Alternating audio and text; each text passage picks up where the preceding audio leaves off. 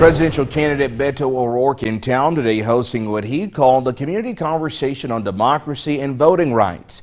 Lubbock is just one stop on O'Rourke's tour of Texas cities. The tour kicked off earlier tonight at the Wagner Park Pavilion. But before that, we caught up with the former Democratic congressman to get his thoughts on Lubbock's sanctuary city for the unborn ordinance.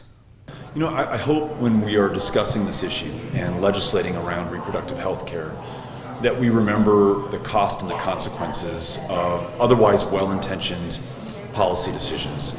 For example, Texas is at the epicenter of a maternal mortality crisis right now. It means that we have women dying in this state at record numbers. That has a lot to do with the lack of access to reproductive health care, to being able to see a doctor. You know, going to a Planned Parenthood clinic might involve something like a cervical cancer screening or a reproductive health care checkup, or just being able to see a doctor in the least insured state in the country. So this is really about health care at its core. And across the state tonight, some big changes are coming to the Texas Republican Party, as Chairman Allen West announced he'll be stepping down from his role in July. West says he's disappointed that some conservative priorities failed to pass this legislative session and says that would not have been the case if he were governor. That's despite political experts calling this session one of the most conservative in recent history, especially with the passing of bills like permitless carry and an abortion ban after 6 weeks of pregnancy. So we asked Chairman West directly if he's considering a serious run for the governor's mansion.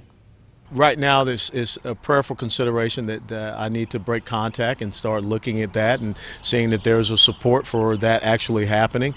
If he does run, West would be jumping into a Republican primary with Governor Abbott, who this week received a huge endorsement from former President Trump.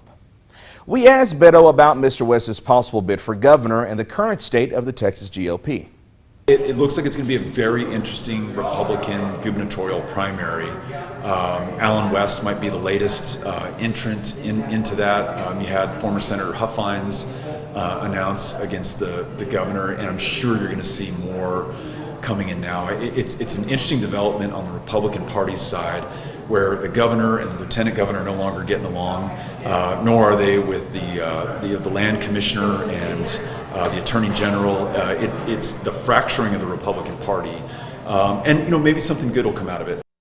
According to a UT Austin poll this April, Governor Abbott's approval rating among Republicans is 77%.